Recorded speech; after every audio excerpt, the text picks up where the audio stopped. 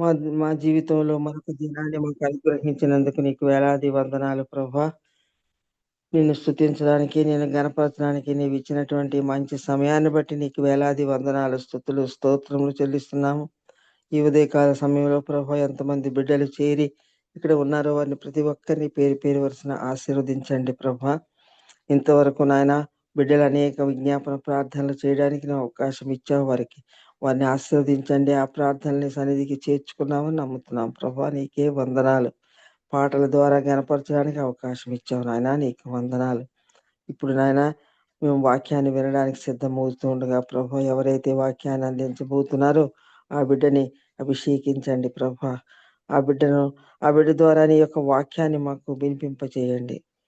వింటుండగా ప్రభా వాక్యాన్ని మేము అర్థం చేసుకొని మాలో ఉండేటువంటి నాయనా లోటుపాట్లను మేము తెలుసుకొని ప్రభా నీ నామ ఘనత కొరకు ఈ లోకములో జీవించే మహాభాగ్యం మాకు అనుగ్రహించండి ప్రభా. మరొక్కసారి ప్రభా ఎవరైతే వాక్యాన్ని అందిస్తున్నారో ఆ బిడ్డని సిలువ చాటును మరుగుపరిచి ఆ బిడ్డతో నువ్వు మాట్లాడి ప్రభా మాకు అందరికీ కావలసిన వాక్యాన్ని అందించండి ప్రభా.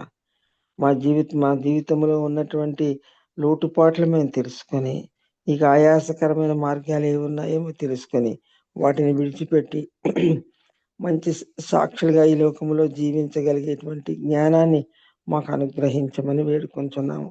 చేరిన ప్రతి ఒక్కరిని ఆశీర్వదించండి. చేరినైన బిడ్డల్ని త్వరలో తోడుకొనండి.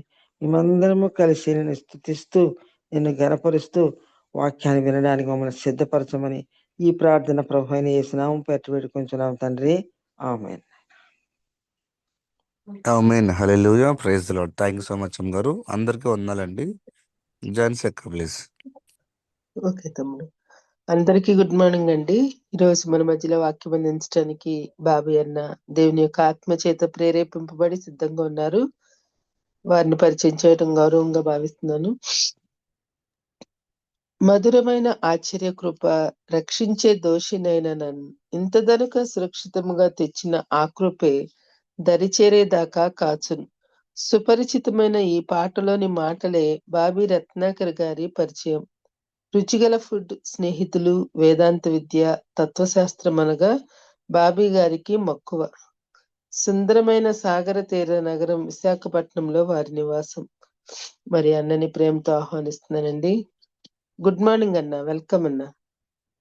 గుడ్ మార్నింగ్ అమ్మా. థ్యాంక్ యూ అమ్మా. నా వాయిస్ క్లియర్గా ఉందండి?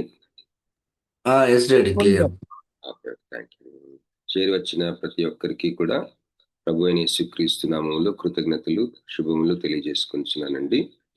థ్యాంక్ యూ అండి. మరి ఈరోజు మండే 29th డిసెంబర్ 2025, ఇంకా 30th 31st, ఇంకా 2 రోజుల్లోని మనం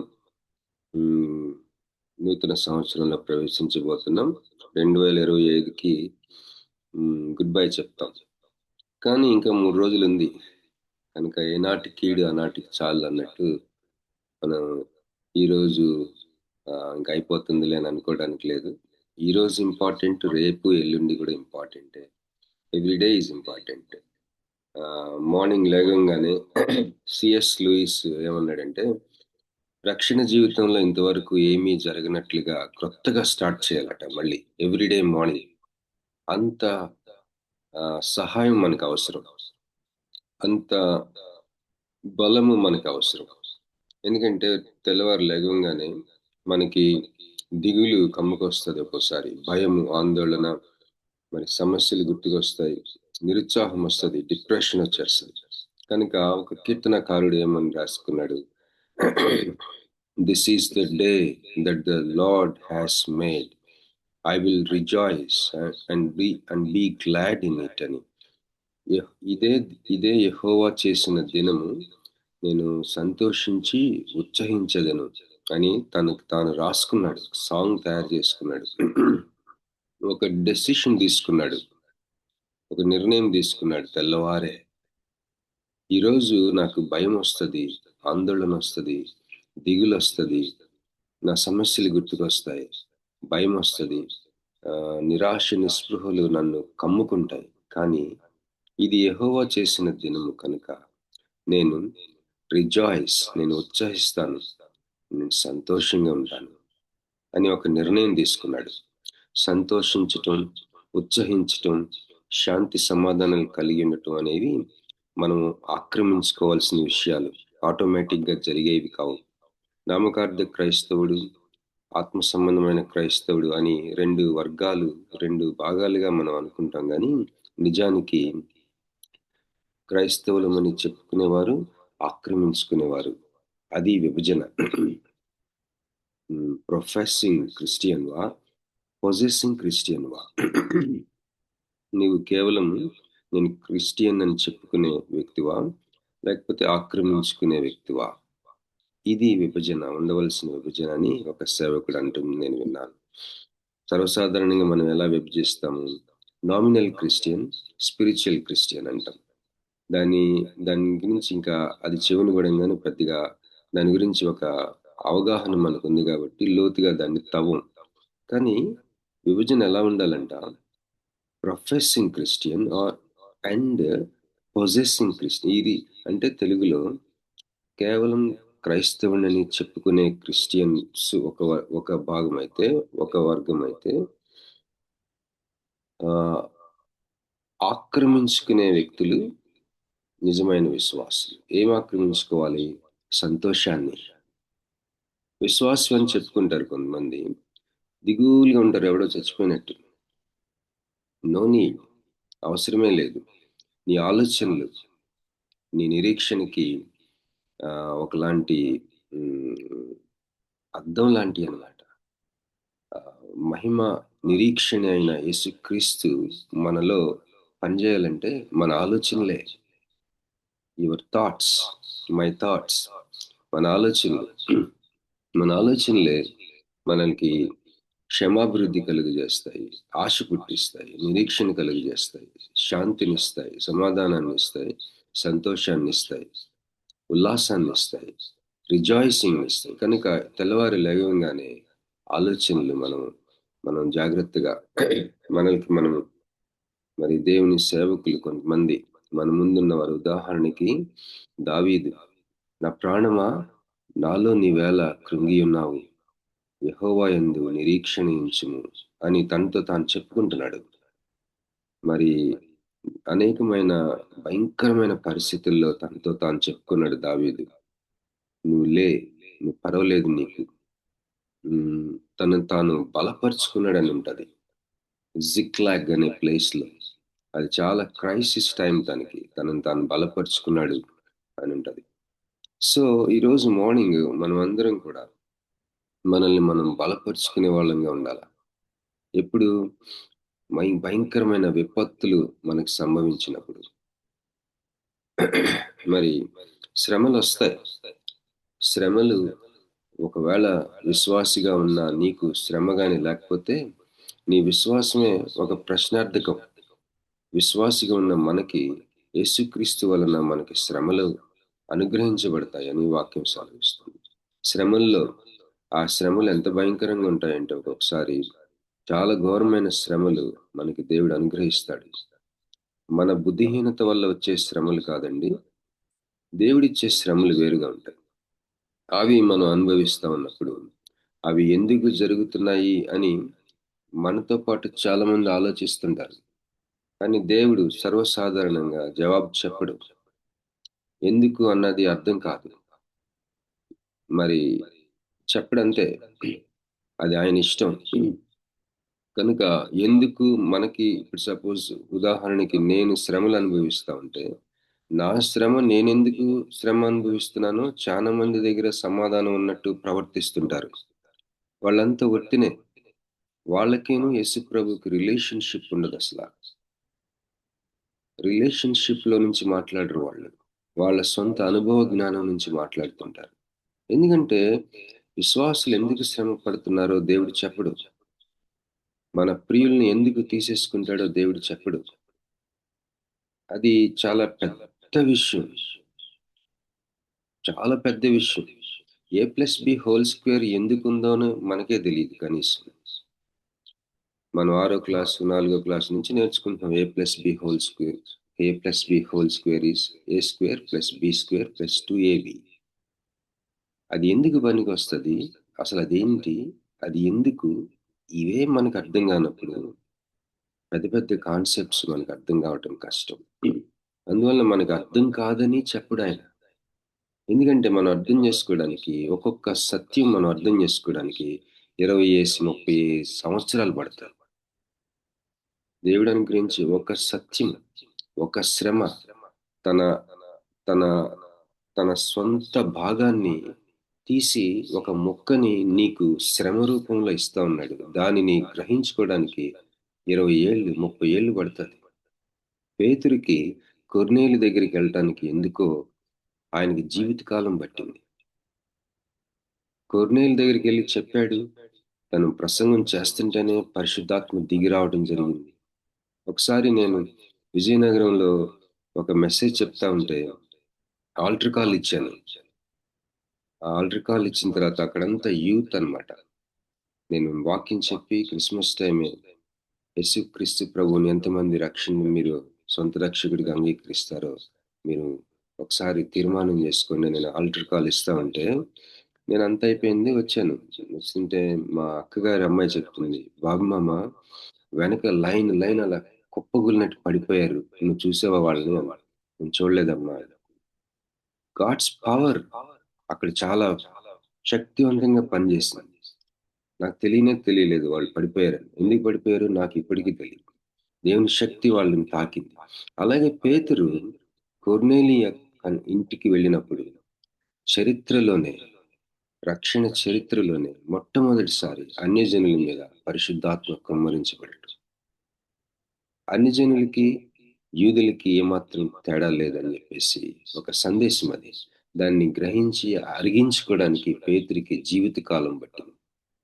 అందుకనే పేతురు భుజం రాసుకుని తిరిగాడు 3.5 సంవత్సరాలు యేసుప్రభు. చతుష్పాద జంతువులు, ప్రాకిడు పురుగులు అవన్నీ ఆ దర్శనం ద్వారా మాట్లాడి దాని గురించి ఏమి నేరుగా మాట్లాడలా యేసుక్రీస్తు ప్రభు వారు. కొర్నేలి ఇంటికి వెళ్ళిన తర్వాత ఇప్పుడు నాకు అర్థమవుతుంది ఆ దర్శనం అంటున్నాడే గాని మళ్ళీ పౌలు చేత హెచ్చరించబడ్డాడు. అన్ని జనుల దగ్గర మరి తను తేడాగా ప్రవర్తించినప్పుడు జీవితంలో అరగల, జీర్ణించుకోలేదు సత్యం. ఒక్కొక్క సత్యం మనకి జీర్ణం అవ్వాలంటే 25 సంవత్సరాలు పడుతుంది, 35 సంవత్సరాలు పడుతుంది. అందువలన మన శ్రమలు ఎందుకు వచ్చినాయో అనుభవిస్తున్న వ్యక్తికే 20 సంవత్సరాలు 30 సంవత్సరాలు పడతాయే కనీసం. చూస్తున్న వ్యక్తి సింపుల్ గా ఆయనకేదో తెలిసినట్టు, ఆవిడికేదో తెలిసినట్టు, నా శ్రమ గురించి, నీ శ్రమ గురించి దేవుడేదో మాట్లాడినట్టు యోగు స్నేహితుల టైపులో ప్రవర్తిస్తూ ఉంటారు చాలా మంది. అనేక మంది ఉంటారు అలాంటి వాళ్ళు. వాళ్ళని పట్టించుకోకుండా ఉండటం అనేది ఒక కళ. ఆ కళని మనం నేర్చుకోవాలి. దేవునికి స్తోత్రం కలిగిందా. మరి యాక్చువల్గా నేను నిన్న మెసేజ్ చెప్పాలి కానీ ట్రావెలింగ్ లో ఉన్నాను అనమాట. మరి మీ అందరికి తెలిసినట్లుగా మా మేనత్త గారు ప్రసన్న కుమారి తన పేరు. మా నాన్నగారు వాళ్ళు 5 మాది చీరాల. మా మేనత్త చనిపోయారు క్రిస్మస్ రోజు ఉదయాన్నే, తెల్లవారి. ఎప్పుడు చనిపోయారో మాకు తెలియదు కానీ బిట్వీన్ 2 and 5 తెల్లవారి తను నిద్రలో చనిపోవటం జరిగింది. 86 సంవత్సరాల నుండి 87వ సంవత్సరం నడుస్తూ ఉంది. మా నాన్నగారి 5 అన్నదమ్ముల అక్క చెల్లెల్లో తను ఒక్కరే బ్రతికున్నవారు. అయితే ఆవిడ నాకు తల్లి సమానులు అనమాట. మాకు చిన్నప్పటి నుంచి తను వివాహం చేసుకోకుండా అలాగ ఒంటరిగా ఉండిపోయింది. జిల్లా పరిషత్ స్కూల్లో పీఈటీగా పనిచేసి రిటైర్ అయింది. ఆ రోజుల్లో ఫిజికల్ ట్రైనర్ మాస్టర్స్ ని పీఈటీ అనేవారు, ఫిజికల్ ఎడ్యుకేషన్ ట్రైనర్స్. వాళ్ళు కూడా టీచర్స్ తో సమానమే, కాకపోతే వాళ్ళు డ్రిల్ నేర్పించడం, స్పోర్ట్స్ తాలూకా టీచర్ అనమాట. హై స్కూల్స్ లోనే పనిచేశారు. తన జీవితాన్ని నేను తనకి 35 సంవత్సరాల వయసు నుంచి నేను చూస్తా ఉన్నాను. మాది ఉమ్మడి కుటుంబం కనుక మా తల్లి తర్వాత తల్లిగా నన్ను, మా 3 పిల్లల్ని, నేను మధ్యని, మమ్మల్ని పెంచడం జరిగింది. మరి చనిపోయే రోజు వరకు కూడా ఒక తల్లి కంటే ఎక్కువగా నన్ను ప్రేమించిన వ్యక్తి నా దగ్గరే చనిపోయింది తను. మరి దేవుని మహాకృపగా నేను ఎంచుకుంటున్నాను.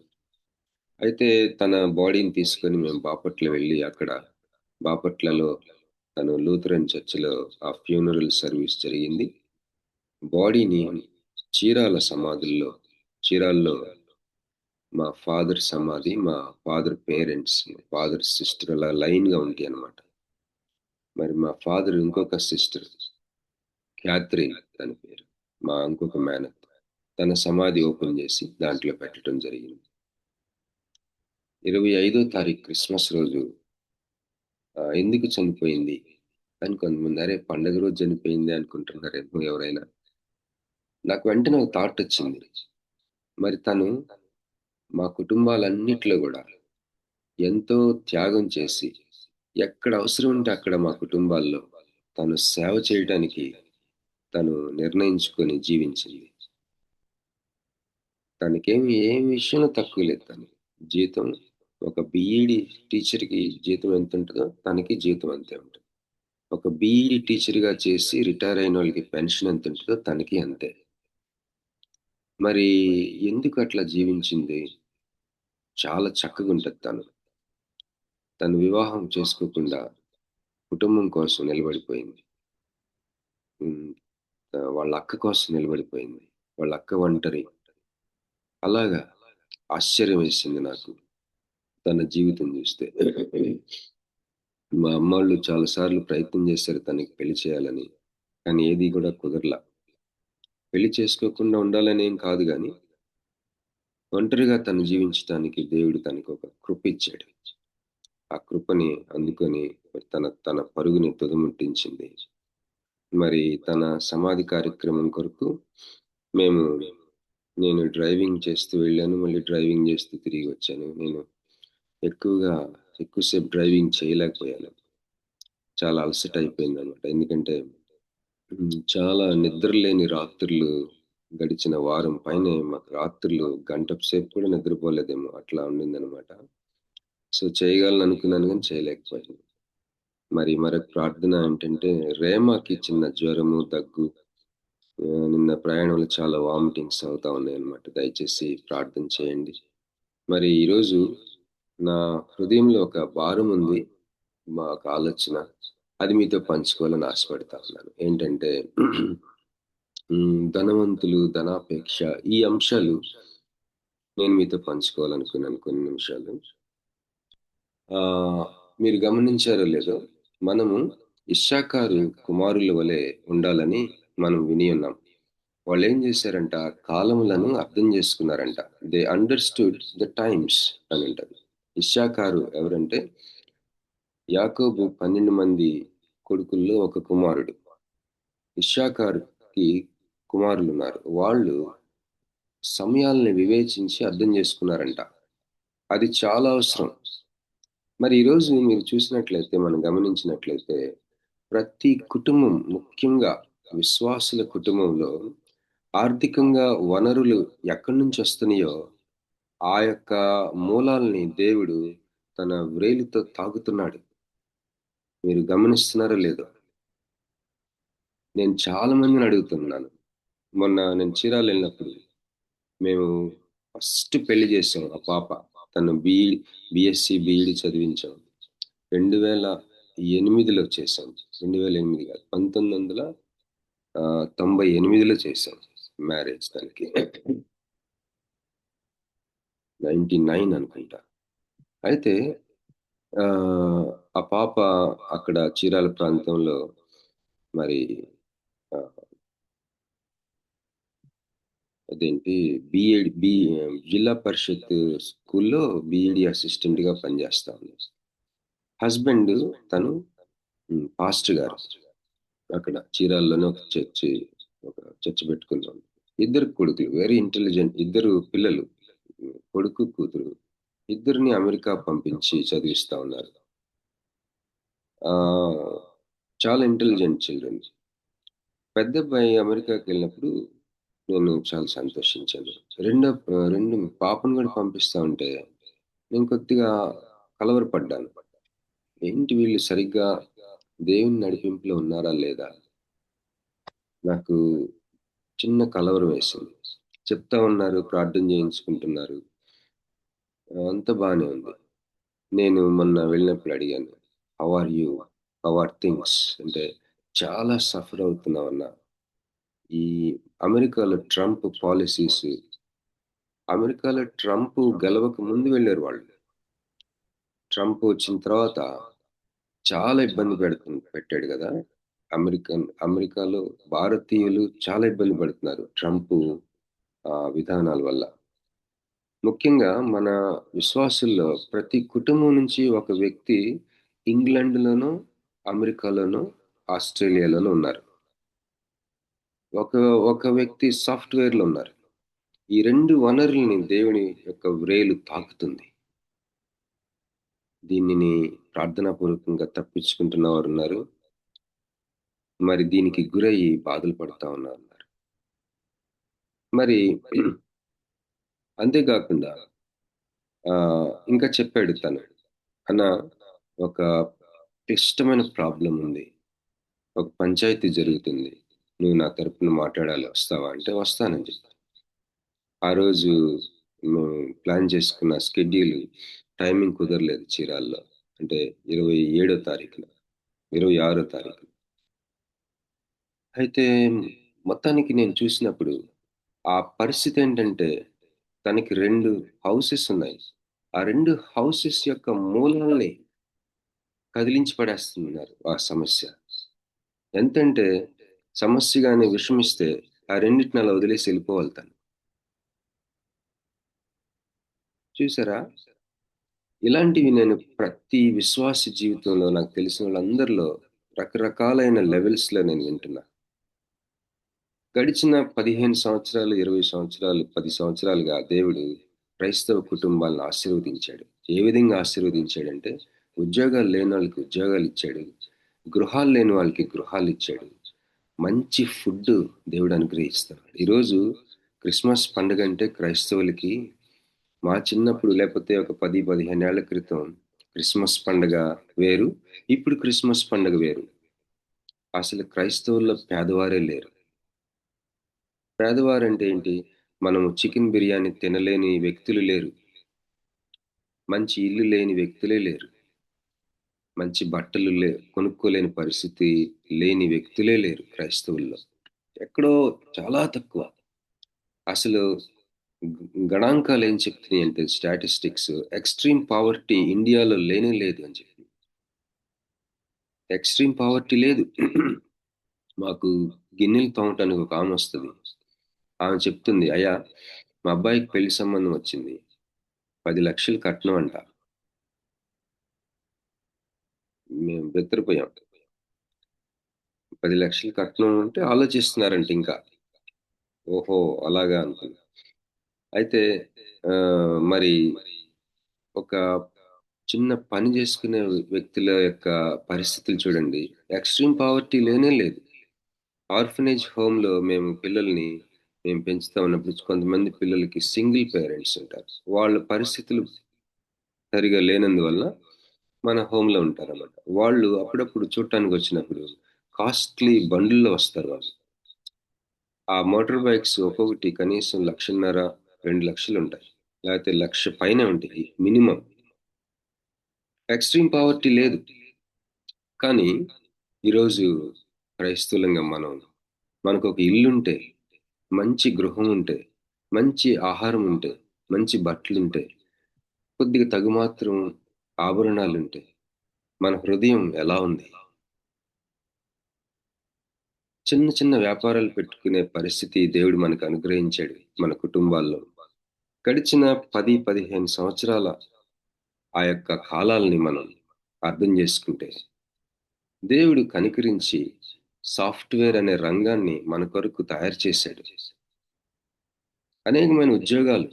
ఒకప్పుడు ఏమాత్రం ఉద్యోగం లేని పరిస్థితుల్లో, అసలు మన చదువులు, మన యవనస్తుల చదువులు దేనికి పనికిరావు అన్న పరిస్థితుల్లో సడన్ గా దేవుడు అకస్మాత్తుగా అవకాశాలను సృష్టించి మనల్ని ఆశీర్వదిస్తే ఏమైంది? ఒక్కొక్కళ్ళు ఒక్కొక్కలాగా ప్రవర్తించారు మన దేవుని ముందు. నేను జనరల్గా చెప్తున్నానండి, ఎవరిని ఉద్దేశించి చెప్పటం లేదు. కానీ నా అబ్జర్వేషన్ నేను చెప్తున్నా. మీరు దీంతో ఏకీభవించవచ్చు, దీంతో ఏకీభవించకపోవచ్చు, అది మీ ఇష్టం. కానీ ప్రతి కుటుంబంలో, క్రైస్తవుల్లో ఆర్థిక వనరుల మూలాల్ని దేవుడు తన పరిశుద్ధ వ్రేలుతో తాకుతున్నాడు. మీరు గమనించండి, అడిగి చూడండి. సాఫ్ట్వేర్ రంగం కుదేలైపోయింది. ఎప్పుడు పోతుందో ఉద్యోగం తెలియకుండా ఉన్నారు మన యవనస్తులు. రెండోది, మరి చిన్న హౌస్ ఉంటే చాలు మనకి, మన హృదయం ఉప్పొంగినంతగా ఎవరి హృదయం ఉప్పొంగదేమో, ఎంత గర్వంగా ప్రవర్తిస్తున్నామో మనం అనిపిస్తుంది. ఒక ఇల్లు ఉంటే చాలు, మహా అయితే కోటి రూపాయలు విలువ చేస్తుందేమో ఒక ఇల్లు. ఆ ఇల్లుంటే నా హృదయం నన్ను ఎంత ఇబ్బంది పెడుతుంది. ఒక ఇల్లుంటే నాకు దేవుడు నన్ను ఆశీర్వదిస్తాడా? అదే తిమోతి పత్రికలో రాస్తున్నాడు. 1 తిమోతి 6వ అధ్యాయం మనం చదువుకున్నాం. మనకున్న చిన్న వనరులు తిప్పి కొడితే 2 కోట్లు 3 కోట్లు కూడా ఉండవేమో. డాక్టర్ స్వరూప్ గారు మన మధ్య ఉన్నారు. వాళ్ళ స్వరూప్ గారు అంటే ఒక పెద్ద ఆయనకి చాలా అభిమానం. తనకి కుడిభుజంగా పనిచేస్తా ఉన్నాడు ఇప్పుడు స్వరూప్. ఆయన రాజు, ఆయన పేరు ఏదో ఉంది, సుందర్ రాజు గారు అనుకుంటా. ఆయనకి 70 పైన ఉంటాయి, కొన్ని వేల కోట్లు ఉన్నాయి ఆయనకి. ఆయన తీరుతెన్నులు షేర్ చేస్తూ ఉంటాడు స్వరూప్. ఉదయాన్నే ఆయనను స్వరూప్ కొంతమంది కలిసి బ్యాడ్మింటన్ ఆడుకుంటారు. దాదాపు 700 పైన అపార్ట్మెంట్స్ కొత్త ప్రాజెక్ట్ కడతా ఉన్నాడు అతను. లగ్జరీ అపార్ట్మెంట్స్, 700 అపార్ట్మెంట్స్ ప్రాజెక్ట్ చేస్తున్నాడు స్వరూప్. దానికి తనకి అసిస్టెంట్గా చేస్తూ ఉన్నాడు. ఒకసారి స్వరూప్కి ఆయన తీరు చూసి, లేకపోతే అక్కడ ఉన్న బ్యాడ్మింటన్ ఆడుకునే వాళ్ళు కొంత వాళ్ళ తీరు తెన్నులు నచ్చక మానేశాడు వాళ్ళ దగ్గరికి వెళ్ళటం. ముఖ్యంగా రాజుగారితో కలవటం మానేస్తే నేను చెప్పాను, బైబిల్లో ఒక మాట ఉందమ్మా, రాజు సముఖం నుంచి తొందరపడి వెళ్ళొద్దు అని ఉంటది. ఈ రాజు పేరుకి రాజు అవ్వచ్చు, లేకపోతే ప్రభావితం చేయగలిగిన ఒక నాయకుడు అవ్వచ్చు. తొందరపడి ఆయన దగ్గర ఆయన కనెక్షన్ వదులుకోబాక తిరిగి వెళ్ళు అని నేను చాలా ఒత్తిడి పెట్టా. మరి నా మాట విని వెళ్ళాడు, దేవుడు తనను ఒప్పించాడు. దేవుడు ఒప్పించిన బట్టే నేను కూడా మాట్లాడాను. తిరిగి వెళ్ళాడు ఒక 2 నెలల తర్వాత అనుకుంటా స్వరూప్. తిరిగి రాజుగారి దగ్గరికి వెళ్ళి ఆ బ్యాడ్మింటన్ ఆడుకుంటాం స్టార్ట్ చేసినప్పుడు ఆయన ఎంత సంతోషించాడోనంట స్వరూప్ రావటం చూస్తేనేమో విస్తారమైన సంపద ఉంది ఆయనకి. అలాంటి వాళ్ళు ఎవరిని నమ్మగలరు? వాళ్ళ గుణ లక్షణాలు ఏంటి? గొప్పోళ్ళకి ఒక లక్షణం ఉంటుంది, మీరు గమనించారో లేదు, వాళ్ళ గొప్పతనం మీద, వాళ్ళ ఐశ్వర్యం మీద మైండ్ ఉండదు వాళ్ళకి. కావాలంటే చూడండి, దేవుడే వాళ్ళకి ఆ సంపదిస్తా ఉంది. అయితే మరి వర్తక సామర్థ్యం సైతాను వల్ల కూడా వస్తుందని వాక్యం సెలవిస్తుంది. కానీ కొన్ని దేవుడు అటానమీ ఇవ్వడు ఎవరికి. దేవుడు అటానమీ అంటే ఆటో అంటే ఆటోమేటిక్, సెల్ఫ్ అని, నామీ అంటే లా. అటానమీ ఎవరికి ఇవ్వడు, ఫ్రీ విల్ ఇస్తాడు కానీ అటానమీ ఇవ్వడు. అంటే కొన్ని తన గ్రిప్లో ఉంచుకుంటాడు. మెయిన్ చరిత్ర అంతా, మెయిన్ విషయాలు, ఈవెన్ సైతాన్ని ఎంతవరకు కంట్రోల్ చేయాలో కూడా కంట్రోల్ దేవుడి దగ్గర ఉంటుంది. దేవుడు సమస్తానికి ఆయన ప్రభు. అసలు 10 ఆజ్ఞలు దేంతో స్టార్ట్ అవుతాయి? నీ దేవుడైన యెహోవాను నేనే అన్న మాటతో స్టార్ట్ అవుతుంది. I am the Lord thy God. కనుక నరహత్య చేయొద్దు, కనుక ఇది చేయొద్దు, అది చేయొద్దు. ఎందుకంటే I am the Lord your God. That is the preamble అన్నమాట. I am the Lord your God. That is why do not worship any idol. I am the Lord your God. That is why do not covet others' things. I am the Lord your God. That is why do not give false witness. నేను నీ దేవుడైన యెహోవాను నేనే కనుక విగ్రహారాధన చేయొద్దు. నీ దేవుడైన యెహోవాను నేనే కనుక నా నామం వ్యర్థంగా ఉచ్చరించొద్దు. నీ దేవుడైన యెహోవాను నేనే కనుక నీ తల్లిదండ్రులను సన్మానించు. నీ దేవుడనే యెహోవాను నేనే కనుక నరహత్య చేయొద్దు.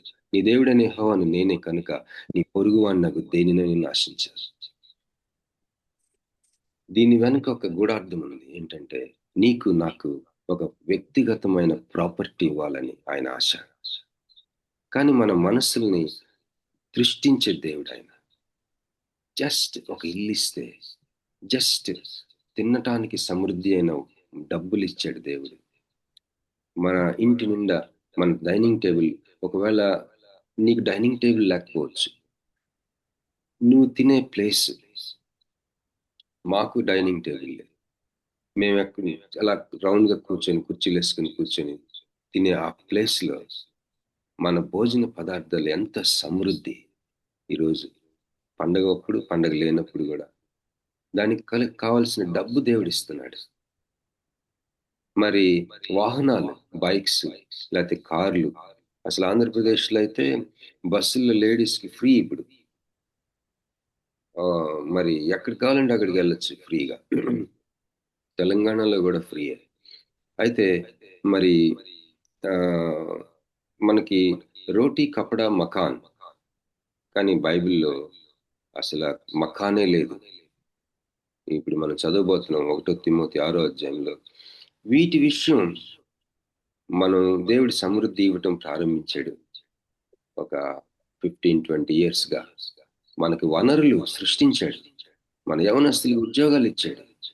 చిన్న చిన్న వ్యాపారాలు పెట్టుకోవడానికి పెట్టుబడులను సృష్టించాడు.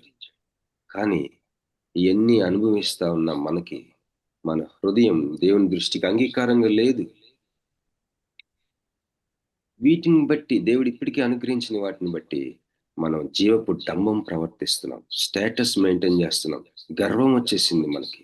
అందువల్లనే ప్రతి కుటుంబంలో మన వనరుల మీద దేవుని ఫింగర్ ఉంది. ఇప్పుడు దేవుని వ్రేలు ఉంది. మీరు గమనిస్తున్నారో లేదో? దాని గురించి మనం చదువుకుందాం ఒకసారి. 1 తిమోతి 6వ అధ్యాయం చదువుకుందామండి.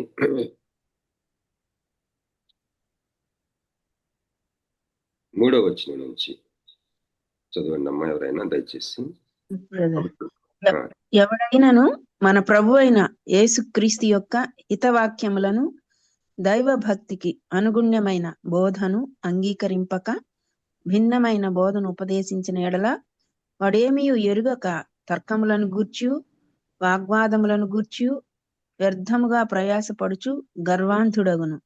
వీటి మూలముగా అసూయ, కలహము, దూషణలు, దురనుమానములను, చెడిపోయిన మనస్సు కలిగి సత్యహీనులై దైవభక్తి లాభ సాధనమనుకొను మనుష్యుల వ్యర్థ వివాదములను కలుగుచున్నవి. సంతుష్టి సహితమైన దైవ భక్తి గొప్ప లాభ సాధనమై ఉన్నది. మనం ఈ లోకములోనికి ఏమీయూ తేలేదు, దీనిలో నుండి ఏమీయూ తీసుకొని పోలేము. కాగా అన్న వస్త్రములు కలవారమై ఉండి వాటితో తృప్తి పొంది ఉందము. ఒక్క క్షణం అమ్మా. రోటీ కపడా మకాన్ కాదు, రోటీ కపడా అంతే దేవుడు మనకిచ్చేది. మీరు అనుకోవచ్చు, God blessed Abraham, God blessed David, God blessed Isaac and Jacob, why not me? Yes, he will bless you. నీ దగ్గర విస్తారమైన సంపద ఇప్పటికీ ఉండుండొచ్చు, కానీ ఇంకా ఆశీర్వదించాలని ఆయనకు ఆశ ఉంది. Just like Abraham, just like David, just like king Solomon. కానీ ఒక మాట చదువుకుందాం మనం, ఒక మాట చదువుకుని ముందుకు వెళ్దాం. సామెతలు 23:4, ఐశ్వర్యము పొంద ప్రయాసపడకము, నీకు అట్టి అభిప్రాయం కలిగినను దాన్ని విడిచిపెట్టుము. ఒకసారి ఆ మాట చదువుదామమ్మా. సామెతలు 23:4. సామెతలు 23:4 చదువుతారమ్మా ప్రసీద సిస్టర్ గారు? చదవండి. 4-5. ఐశ్వర్యము పొంద ప్రయాస పడకము, నీకు అట్టి అభిప్రాయం కలిగినను దాన్ని విడిచిపెట్టుము. నీవు దాని మీద దృష్టి నిలిపిన తోడనే అది లేకపోవును, నిశ్చయముగా అది రెక్కలు ధరించి ఎగిరిపోవును. కంటిన్యూ చేయమంటారు. ఆ వచనంలో ఇంకా ఒక మాట ఉంది, పక్షిరాజు ఆకాశమునకు ఆకాశం చదవండి అమ్మా. పక్షిరాజు ఆకాశమునకు ఎగిరిపోవునట్లు అది ఎగిరిపోవును. ఏది ఏది ఎగిరిపోతుందండి? ఐశ్వర్యం. ఐశ్వర్యం. ఇంగ్లీష్ లో ఏముంది? Rich. Labour not to be rich, cease from your own wisdom and riches ఎగిరిపోతాయి అంట ఎప్పుడైతే నీ మనస్సు దాని మీద ఉందో. మేము మన హోమ్లో ఒక అబ్బాయి తను సూసైడల్ టెండెన్సీ ఉంటే తీసుకొచ్చారు వాళ్ళ మదర్. మేము బాగా బలపరిచాం. 2 సంవత్సరాలు ఎంతో ఉన్నాడు. చాలా హెల్ప్ చేశాడు మాకు. అప్పటికే బీటెక్ కొన్ని సబ్జెక్ట్స్ తను ఫినిష్ చేసుకోలేదు. హోమ్లో ఉంటూ ఫినిష్ చేసుకున్నాడు. ఇంకొక ఊరెళ్ళి ఎంటెక్ చేశాడు. అక్కడి నుంచి సౌదీ అరేబియా వెళ్ళాడు. సౌదీ అరేబియాలో పనిచేస్తున్నప్పుడు మన పిల్లలకి విస్తారంగా డ్రై ఫ్రూట్స్ పంపించేవాడు. అక్కడి నుంచి స్టేట్స్ వెళ్ళాడు. పెళ్లి చేసుకునే టైంకి నాకు ఫోన్ చేశాడు. వచ్చి అన్న మా కమ్యూనిటీలో వాళ్ళని నేను చేసుకుంటా, ఈ విషయం మాత్రం నువ్వు నన్ను ఏమంటానికి వీల్లేదన్నాడు. నేను అలా ఆశ్చర్యపోయాను. ఒకప్పుడు ఆకాశంలో చూసి సొంతగా నవ్వుకుంటూ మాట్లాడేవాడు ఒక్కడే. ఈరోజు ఈ స్థితికి రాగానే ఇట్లా మాట్లాడుతున్నాడు ఏంటి అనుకున్నా. ఒకరోజు నాకు చెప్తున్నాడు, 100 crores నేను సంపాదించాలి, అది నా యొక్క మెయిన్, నా జీవిత లక్ష్యం అన్న. ఎందుకు అన్న? నాకు అట్లాగా లక్ష్యం పెట్టుకోవచ్చు అని కూడా నాకు తెలియదు. ఎందుకనంటే ఏంటన్నా, ఆస్తి లేకపోతే ఎవరు లెక్క చేయడు మనల్ని, 100 కోట్లు ఉండాలి మనకి అన్నాడు. ఎవరు బాబోయ్ అనుకున్నాను. మనం పెంచినడేనా ఈడు అనుకున్నా. చెప్తున్నా, ఐశ్వర్యము పొంద ప్రయాసపడకుము. ఎందుకు దేవుడు చెప్తున్నాడంటే, అబ్రహామునేమో ఐశ్వర్యం చేశాడు. దావీదుని చూస్తే దావీదుకున్న సంపద విస్తారం. సొలొమోను లాంటి ఐశ్వర్యం కలిగిన వ్యక్తి. సొలొమోను గురించి ఒక మాట ఉంటుంది. సొలొమోను ఏమడిగాడండి దేవుణ్ణి, చెప్పగలరా మీరు? సొలొమోను దేవుడికి 1000 దహన బలులు అర్పించిన తర్వాత స్వప్నంలో కనపడి దేవుడు నీకేం కావాలని అడుగుతాడు. అప్పుడు దేవుణ్ణి ఏం అడిగారో చెప్పగలరండి ఎవరైనా? దయచేసి అన్మ్యూట్ చేసుకుని జ్ఞానం అడిగాడు. ఓకే, థ్యాంక్ యూ అన్న. ఇంకా అండి, ఇంకా చెప్పగలరా? వివేకం అడిగాడు. ఇంకా అండి, 1వ ఎక్కడున్నది? 1వ రాజులు కదా, దయచేసి సహాయం చేస్తారా? 1వ రాజులు 3వ అధ్యాయం అనుకుంటా.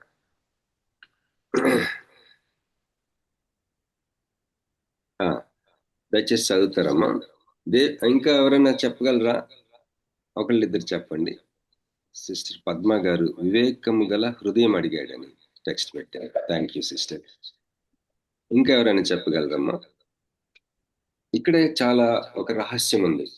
ఐశ్వర్యము పొంద ప్రయాసపడద్దని బైబిల్ చెప్తుంది, కానీ ఐశ్వర్యం ఇచ్చాడు దేవుడు. ఎందుకు జరుగుతుంది ఇది?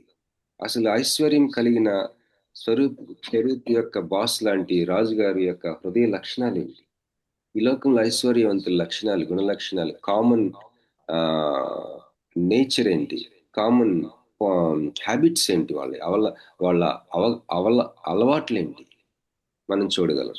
దయచేసి 1వ రాజులు 3వ అధ్యాయం 4వ వచనం చదువుతారమ్మా.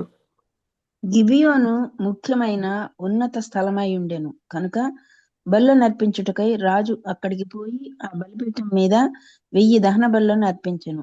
గిబియోనులో యెహోవా రాత్రివేళ స్వప్నమందు సొలొమోనునకు ప్రత్యక్షమై, నేను నీకు దేనినిచ్చుట నీకిష్టమో దానిని అడుగుమని దేవుడు అతనితో సెలవీయగా, సొలొమోను ఇలాగ మనవి చేసెను, నీ దాసుడును నా తండ్రియునైన దావీదు నీ దృష్టికి అనుకూలముగా సత్యమును నీతిని అనుసరించి యథార్థమైన మనసు కలవాడై ప్రవర్తించెను కనుక నీవు అతని ఎడల పరిపూర్ణ కటాక్షం అగుపరిచి ఈ దినమునున్నట్లుగా అతని సింహాసనం మీద అతని కుమారుని కూర్చుండబెట్టి అతని యందు మహాకృపను చూపి ఉన్నావు. నా దేవా యెహోవా, నీవు నా తండ్రి అయిన దావీదునకు బదులుగా నీ దాసుడనైన నన్ను రాజుగా నియమించి ఉన్నావు. అయితే నేను బాలుడను, కార్యములు జరుపుటకు నాకు బుద్ధి చాలదు. నీ దాసుడనైన నేను నీవు కోరుకున్న జనుల మధ్య ఉన్నాను.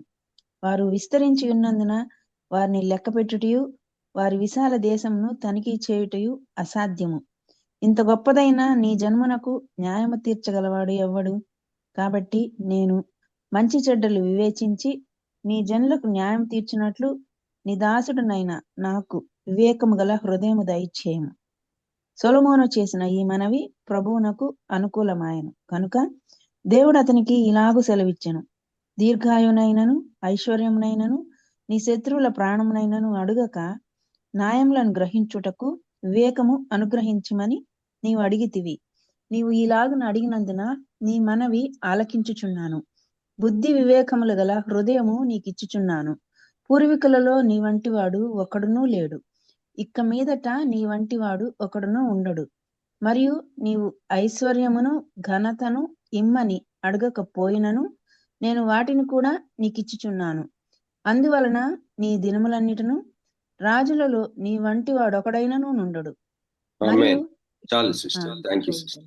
ఇక్కడ ఒక సంకల్పం అనేది మనం చూస్తున్నాం. అప్పటికి సొలొమోనుకి అన్నీ ఉన్నాయి, రోటీ కపడా మకాన్ ఉంది. కానీ ఆశీర్వదించమని అడుగుతా ఉన్నాడు కదా. ఆశీర్వదించమని ఎలా అడుగుతున్నాడు? ప్రభువుకి అనుకూలమైన విజ్ఞాపన చేశాడు. ఏమంటున్నాడంటే, ఓ నువ్వు నాకు ఇచ్చిన ఈ యొక్క సంఘం, ఈ దేశం అసలు తనిఖీ చేయడానికే అవకాశం లేనంత విస్తారమైన ప్రజలు, నేను చూస్తే వయసులో చిన్నోడిని, నాకు వీరికి న్యాయం తీర్చాలని ఉందయ్యా. తన హార్ట్ చూసారా, తన మనస్సు.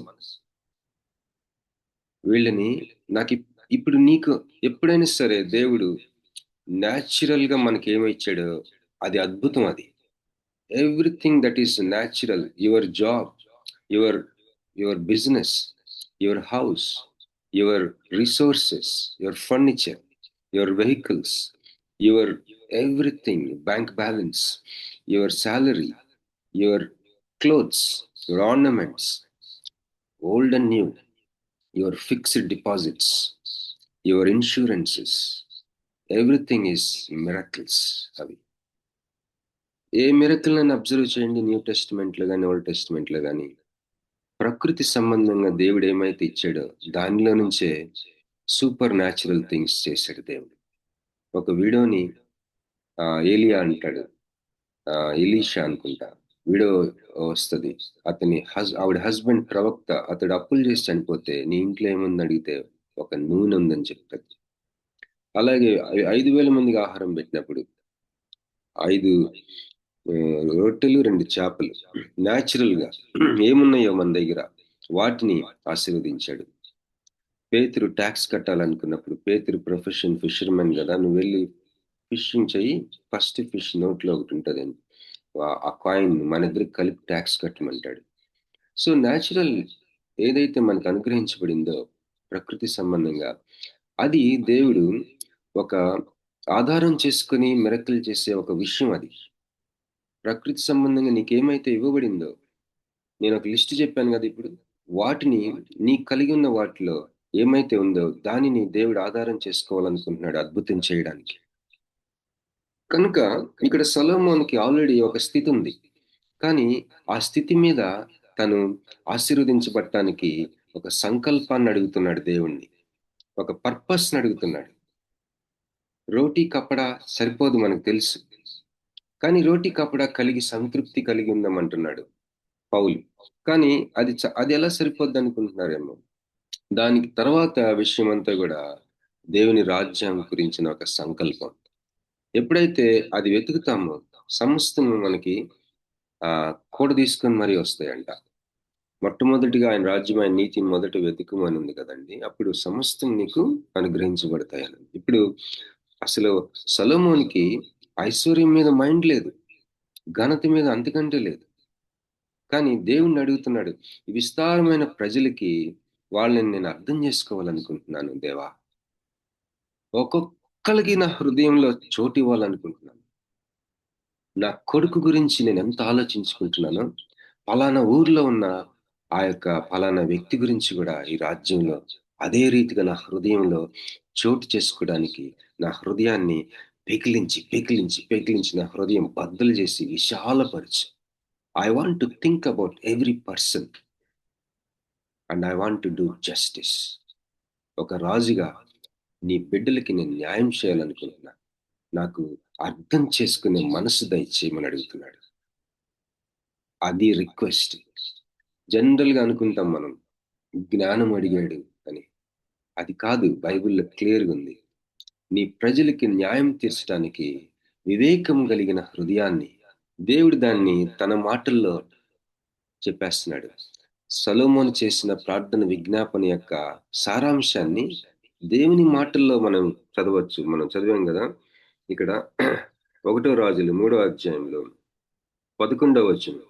దేవుడు అతనికి ఇలాగు సెలవిచ్చెను, దీర్ఘాయువునైనను ఐశ్వర్యమునైనను నీ శత్రువుల ప్రాణమునైనను అడుగక న్యాయములను గ్రహించుటకు వివేకము అనుగ్రహించమని నీవు అడిగితివి.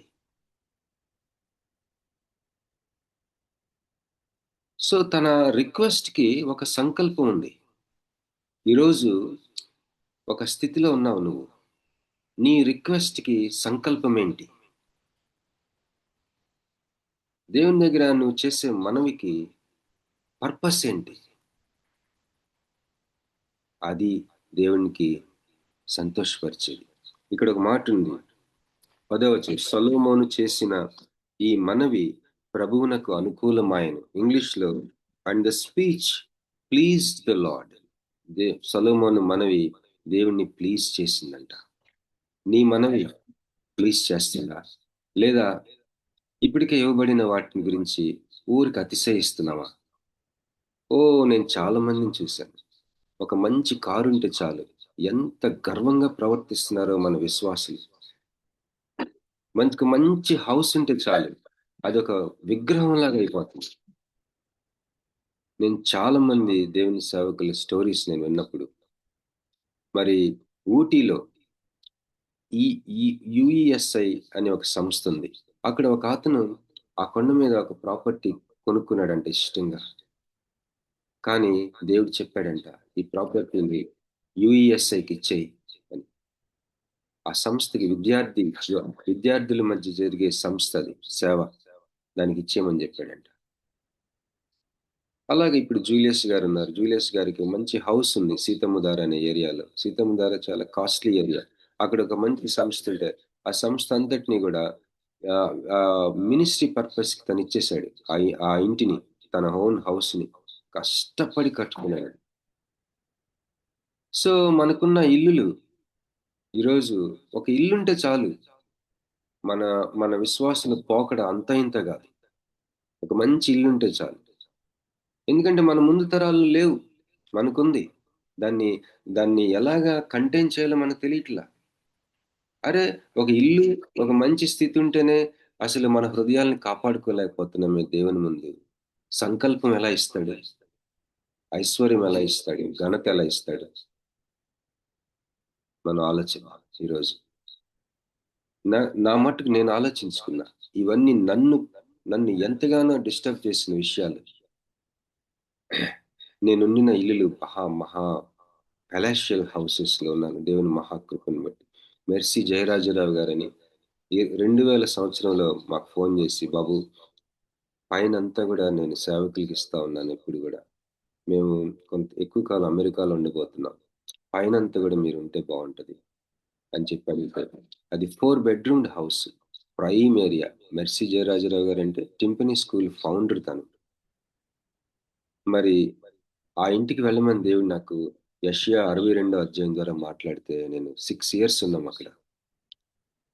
ఆ తర్వాత గీతక్క కట్టించిన హౌస్ లో, అది కూడా దాదాపు 3000 SFT సెంటర్ ఆఫ్ వైజాగ్ లో, ఒక 4 bedroomed, రెండు పెద్ద పెద్ద హాల్స్, మొత్తం 3 హాల్స్ అని చెప్పుకోవచ్చు. 3000 SFT ఇల్లులు. ఇవి నన్ను ఎంత డిస్టర్బ్ చేసినాయి అంటే, నా హృదయం నిండావే. నేను డ్రైవ్ చేసిన కార్స్ చాలా లగ్జూరియస్ కార్స్, బ్రాండ్ న్యూ కార్సే కొనేవాళ్ళం విశ్వాసం ద్వారా. ఇవి నన్ను ఎంత డిస్టర్బ్ చేసినాయి ఒకసారి ఆలోచించుకుంటే నాకు చాలా సిగ్గేసింది. నా హృదయం ఎంత. అందుకే దేవుడు నాకు ఒక సంకల్పం ఇవ్వలేదు, ఐశ్వర్యం ఇవ్వలేదు, ఘనత ఇవ్వలేదు అనిపించింది. చిన్నది ఇస్తేనే నా వల్ల గాక ఓ ఒక పోకడు పోయానే. నేను ఎవరికి కనపడేవాడిని కాదు, చాలా దీనుడిగా కనపడేవాడిని. నా హృదయంలో నన్ను వేధించిన విషయాలు, నాకుండిన వనరులు నన్ను చాలా వేధించింది. ఆత్మీయంగా నన్ను ఆ, జీవపు డంబానికి గురి చేసింది. మరి ఆత్మీయ గర్వం నాకు గురి చేసింది. నేను నేను చాలా సీరియస్గా ప్రార్థన చేసుకుంటున్నా, ప్రభువా నా హృదయాన్ని బాగు చేయి. నాకు నువ్వు అనుగ్రహించిన గృహాలు, వాహనాలు, భోజనం, మంచి భోజనం మంచి భోజనం దేవుడు తినటానికి కృప ఇచ్చాడు. ఈ రోజుల్లో అందరికీ ఉంది ఈ కృప, విశ్వాసులకి మరి ముఖ్యంగా. మరి వస్తుంటే విజయవాడ నుంచి బాపట్ల నుంచి వస్తుంటే 120 రూపాయలకి తిన్నంత బిర్యానీ, గుంటూరులో 160 రూపాయలకి తిన్నంత బిర్యానీ అంట. అసలు మా చిన్నప్పుడు కోడి మాంసం వండుకుంటూ అంటే అది ఒక అకేషన్. అది మాకు కోడిని పట్టుకోవాలి, దాన్ని కొయ్యాలి, దాన్ని క్లీన్ చేయాలి, దాన్ని కాల్చాలి. ఇవన్నీ రోజు అయ్యే పనులు కాదు. కొద్దిగా స్కూలు, కాలేజీ, కొద్దిగా స్కూల్ టైంకి వచ్చినప్పుడు బ్రాయిలర్ కోడి మాంసం అంట షాపుల్లో తెల్ల తెల్ల కోళ్ళు అమ్ముతున్నారు అని చెప్పుకుంటున్నారు. అప్పుడు స్టార్ట్ అయింది బ్రాయిలర్ కోడి వ్యవస్థ. ఆ రోజుల నుంచి ఈ రోజు 120 రూపాయలకి తిన్నంత చికెన్ బిర్యానీ. మరి ఇవన్నీ కూడా మరి మనకు అనుగ్రహించబడిన ఈ స్థితి మనల్ని ఏం చేస్తున్నాయి అంటే ఇంకా సంకల్పం అనేది లేకుండా చేస్తుంది. నా మటుకు నేను, నా హృదయం, ప్రభువా దీని నుంచి ఎలాగా ఐశ్వర్యం మీద నా మనసు లేకుండా ఉండాలంటే, ఒకసారి మళ్ళీ 1 తిమోతి గ్రంథం మిగిలిన వచనాలు చదువుకొని ముగించుకుందాం. దయచేసి సహాయం చేస్తారమ్మా. మనం ఎక్కడ ఆపామంటే 8వ వచనం దగ్గర ఆపాం. 8 నుంచి మళ్ళీ చదవండమ్మా. 1 తిమోతి 6:8. Yes brother. మనం ఈ లోకంలోనికి ఏమీ తేలేదు, దీనిలో నుండి ఏమీ తీసుకొని పోలేము. కాగా అన్న వస్త్రములు గలవారమై ఉండి వాటితో తృప్తి పొంది ఉందము. ధనవంతులగుటకు అపేక్షించువారు శోధనలోను, ఉరిలోను, అవివేక యుక్తములను, హానికరములునైన అనేక దురాశలలోను పడుదురు. అట్టివి మనుషులను నష్టములోను, నాశనములోను ముంచివేయును. ఎందుకనగా ధనాపేక్ష సమస్తమైన కీడులకు మూలము. కొందరు దానిని ఆశించి విశ్వాసము నుండి తొలగిపోయి నానా బాధలతో తమను తామే పొడుచుకొనిరి. దైవజనుడా, నీవైతే వీటిని విసర్జించి నీతిని, భక్తిని, విశ్వాసమును, ప్రేమను, ఓర్పును, సాత్వికమును సంపాదించుకొనుటకు ప్రయాసపడుము. విశ్వాస సంబంధమైన మంచి పోరాడము. నిత్య జీవమును చేపట్టుము. దాని పొందుటకు నీవు పిలువబడి అనేక సాక్షుల ఎదుట మంచి ఒప్పుకొంటివి. సమస్తమునకు జీవాధారకుడైన దేవుని ఎదుటను, పొంతి పిలాతునొద్ద ధైర్యముగా ఒప్పుకొని సాక్ష్యం ఇచ్చిన క్రీస్తు యేసు ఎదుటను, మన ప్రభువైన యేసు క్రీస్తు ప్రత్యక్షమగు వరకు నీవు నిష్కళంకముగాను అనింద్యముగాను ఈ ఆజ్ఞను గైకొనవలనని నీకు ఆజ్ఞాపించుచున్నాను. శ్రీమంతుడును అద్వితీయుడునగు సర్వాధిపతి యుక్త కాలముల యందు ఆ ప్రత్యక్షతను కనుపరచును.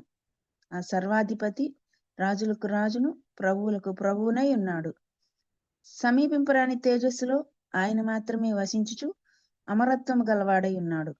మనుషులలో ఎవడును ఆయనను చూడలేదు, ఎవడును చూడనేరడు. ఆయనకు ఘనతయు శాశ్వతమైన ప్రభావమును కలిగి ఉండునుగాక. ఆమెన్. ఇహమందు ధనవంతులైన వారు గర్విష్ఠులు కాక, అస్థిరమైన ధనమునందు నమ్మిక ఉంచక, సుఖముగా అనుభవించుటకు సమస్తమును మనకు ధారాళముగా దయచేయు దేవుని యందే నమ్మిక ఉంచుడని ఆజ్ఞాపించుము.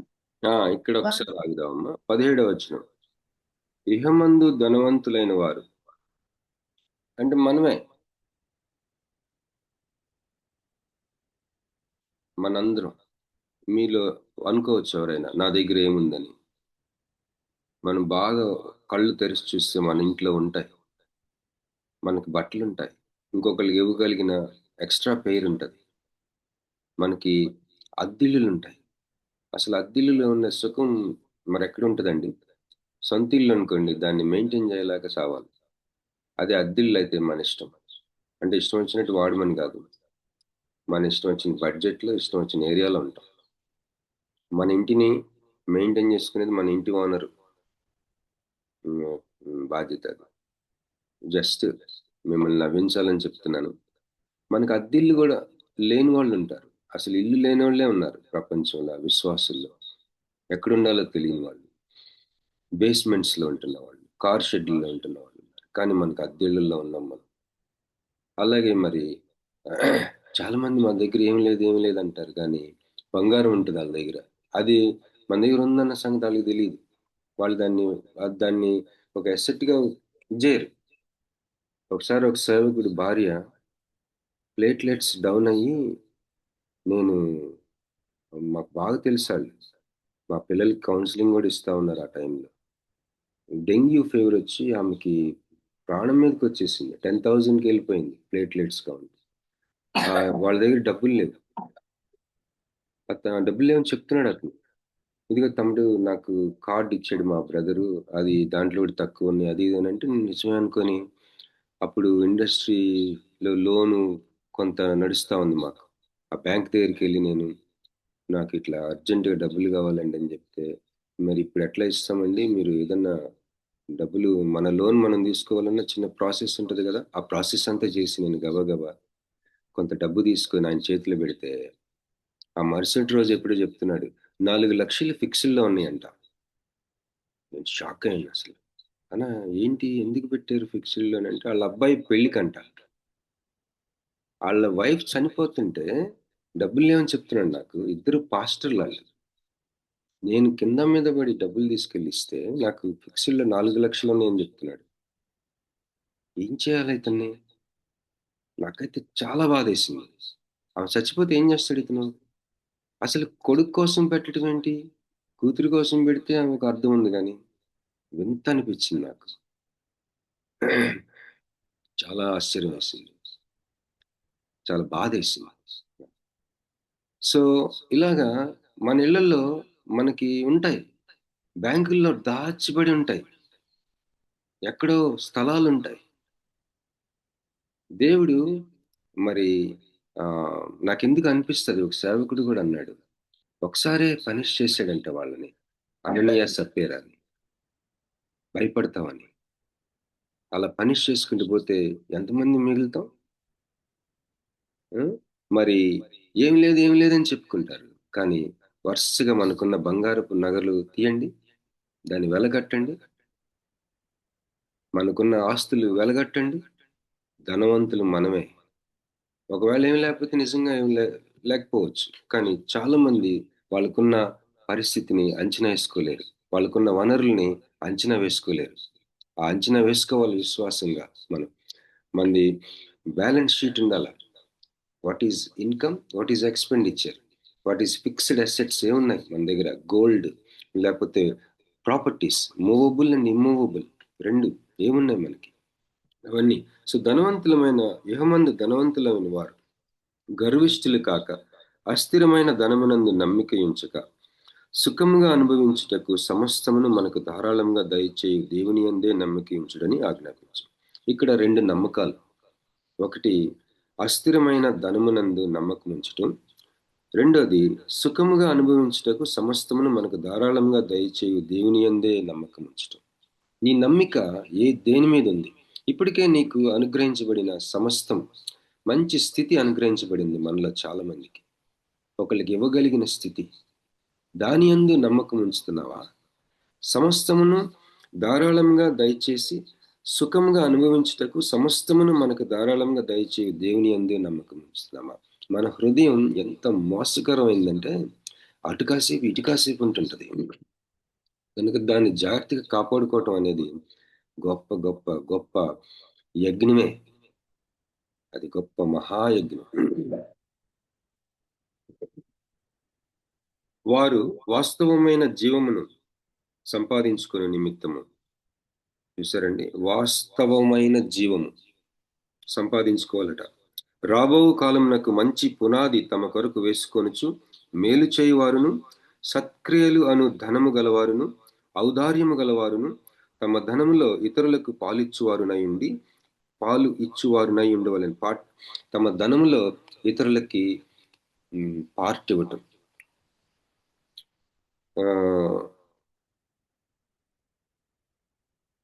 ఇంగ్లీష్లో ఏముందంటే they may lay hold on eternal life. ఎక్కడుందండి? రెడీ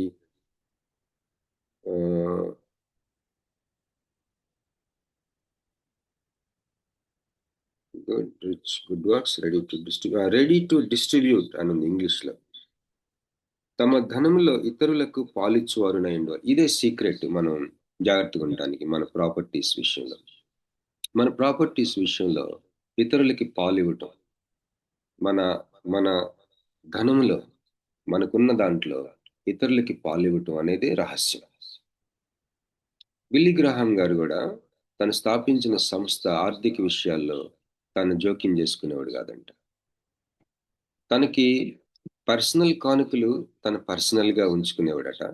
కానీ తను స్థాపించిన సంస్థకి విస్తారంగా మరి డొనేషన్స్ వచ్చాయట, కానుకలు వచ్చాయట. కానీ దాంట్లో నుంచి కేవలం జీతం తీసుకునేవాడంట, అంతే. అందువల్ల ఆర్థికంగా నిలబడ్డాడు. ఆ మోడల్ చాలా బాగుంటుంది. కనుక మన ధనంలో ఇతరులకు పాలిచ్చువారునై ఉండవాలని వారికి ఆజ్ఞాపించును. ఓ తిమోతి, నీకు అప్పగింపబడిన దానిని కాపాడి అపవిత్రమైన వట్టి మాటలకును జ్ఞానమని అబద్ధంగా చెప్పబడిన విపరీత వాదములకును దూరంగా ఉండము.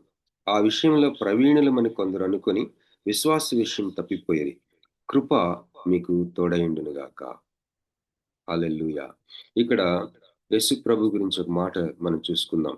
ఇక్కడ యేసు ప్రభు ఏం చేశాడంటే 13వ వచనంలో, సమస్తమునకు జీవాధారకుడైన దేవుని ఎదుటను పొంతి పిలాతు నొద్ద ధైర్యంగా ఒప్పుకొని సాక్ష్యం ఇచ్చిన క్రీస్తు యేసు ఎదుటను మన ప్రభు అయిన యేసుక్రీస్తు ప్రత్యక్షమగు వరకు నీవు నిష్కలంకంగాను అనింద్యముగాను యాజ్ఞని గైకొనవలని నీకు ఆజ్ఞాపించుచున్నాను. దావీదు, అబ్రహాము, పౌలు, ఇది మన ఫ్యామిలీ.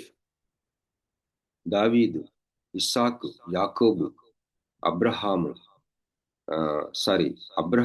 ఇస్సాకు, యాకోబు, దావీదు, సొలొమోను, పౌలు, వీళ్ళు విస్తారమైన ధనమును చేతులతో హ్యాండిల్ చేసిన వాళ్ళు. వీళ్ళు పౌలు ఎట్లా హ్యాండిల్ చేశాడు అనుకుంటున్నారేమో. పౌలు ఫండ్ రైజింగ్ చేశాడు యెరూషలేంలో ఉన్న శ్రమలు పొందుతున్న విశ్వాసుల కొరకు. విస్తారమైన ధనము హ్యాండిల్ చేశాడు పౌలు. యేసుప్రభు వారికి ట్రెజరర్ ఉన్నాడు, కోశాధికారి ఉన్నాడు యేసుప్రభు వారికి. చాలా మంది అంటారు ఒలివ ప్లేర్ చేసే మౌంట్ ఆలివ్స్ అది వాళ్ళ పర్సనల్ ప్రైవేట్ ప్రాపర్టీ అంట. ఫ్యామిలీ ముగ్గురు వచ్చి ఇచ్చారు కదా బంగారం, బోళం, సాంబ్రాణి.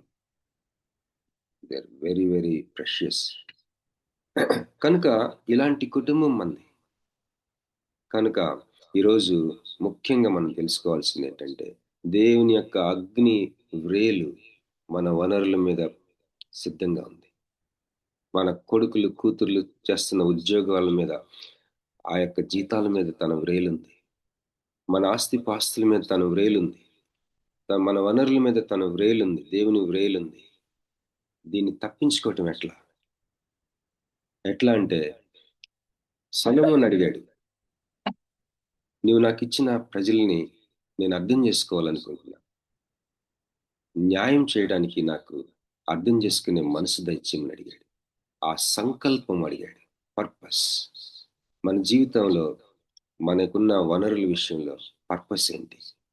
ఆశీర్వాదం చేయాలని దేవుడికి ఉంది, కానీ ఆ పర్పస్కి మన హృదయం అనుగుణంగా ఒక ప్లాట్ఫామ్గా, ఆ పర్పస్, ఆ సంకల్పం అనే రైలు రావటానికి మన హృదయం ఒక పట్టాలు కలిగి ఉందా? ఇదే ప్రశ్న. ఇలాంటి యజ్ఞాన్ని, ఇలాంటి హృదయాన్ని మలుచుకొని మనం దేవుని కృపను పొందుకోవాలని నా ప్రార్థన. మరి ఈ విషయాలు మీరు ఆలోచించాలని నేను వినయంగా మనవి చేస్తున్నాను. థ్యాంక్ యూ సో మచ్ అండి. కొద్దిగా సమయం ఎక్కువైంది, క్షమించండి. ఓవర్ టు సిస్టర్ ఝాన్సీ గోడిపాటి గారు ప్లీజ్. థ్యాంక్ యూ అన్న.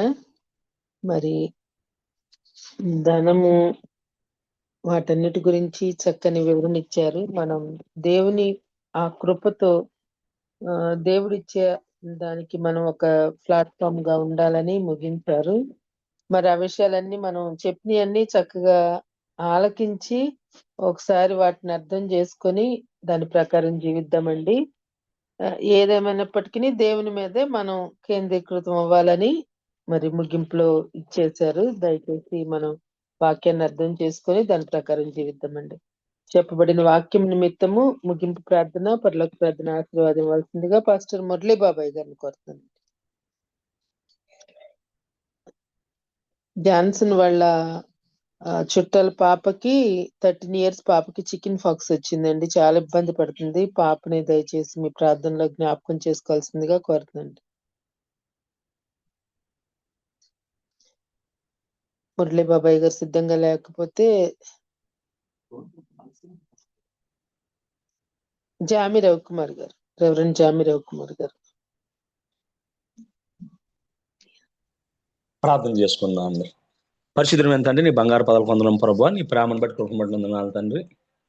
మా వ్యక్తిగత జీవితాల్లో ప్రభు నువ్వు తండ్రిగా దేవుడిగా ఉన్న దాన్ని బట్టి వందనాలు తండ్రి. మేము నిన్నటి వారం అయ్యా నీ కృప తండ్రి ప్రభా మమ్మల్ని సజీవ లెక్కల్లో ప్రభా ఈరోజు లేపి ఉంచి దేవతను ప్రభా నేను స్తుతించడానికి గణపరచడానికి ఇచ్చిన శ్రేష్టమైన సమయాన్ని బట్టి ప్రభా వందనాలు చెల్లిస్తూ ఉన్నాం ప్రభా. సహాయం దయచేయండి.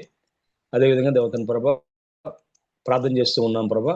నీ దోషలు ఇచ్చిన ప్రభా వాక్య విత్తనాన్ని బట్టి ప్రత్యేకంగా ప్రార్థన చేస్తూ ఉన్నాం. విత్తబడిన వాక్యం దేవతను ప్రభా 30 100 ఫలింపు చేయమని ప్రార్థన చేస్తున్నాను తండ్రి. మా జీవితాల్లో ప్రభా అన్నవస్త్రం కలిగిన వారమే దేవతను ప్రభా రాజ్యం కోసం ఎదురు చూసే బిడ్డలుగా తండ్రి మమ్మల్ని ఉంచమని ప్రార్థన చేస్తూ ఉన్నాం ప్రభా. అనేక సార్లు ప్రభా లోక సంబంధమైన విషయాల్లో ప్రభా తొందరపడి ప్రభా నీకు వ్యతిరేకంగా ప్రవర్తిస్తున్న సందర్భాలు మేము ఎరుగుతూ తండ్రి. సహాయం తెచ్చాను ప్రభా.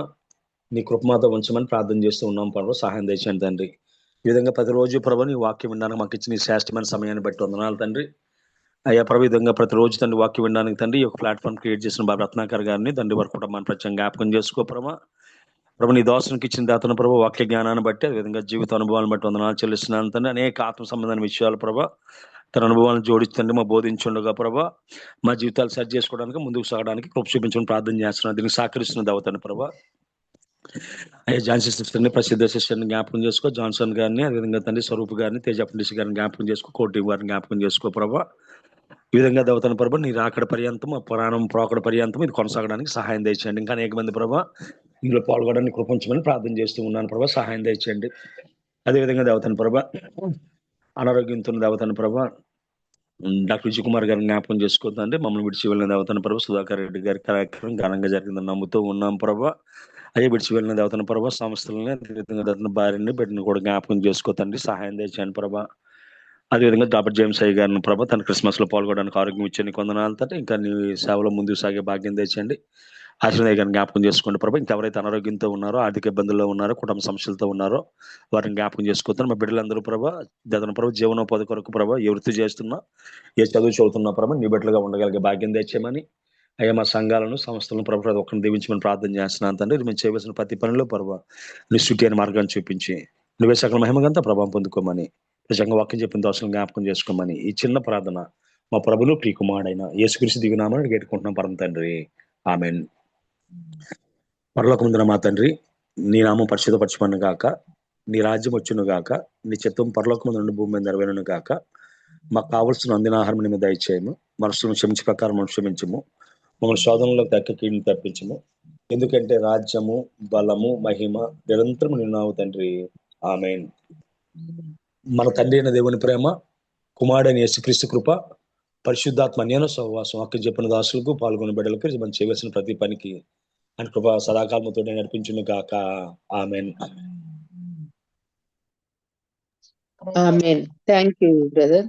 మరి ప్రార్థించిన రెవరెండ్ జామి రవికుమార్ గారికి వాక్యం అందించిన బాబీ అన్నకి ప్రత్యేక వందనాలు తెలియజేసుకుంటూ ముగించుకుందామండి. హ్యావ్ ఎ నైస్ డే అండి. థ్యాంక్ యూ అండి. జాయిన్ అయిన మీ అందరికీ వందనాలండి. ప్రైజ్ లార్డ్ అమ్మా.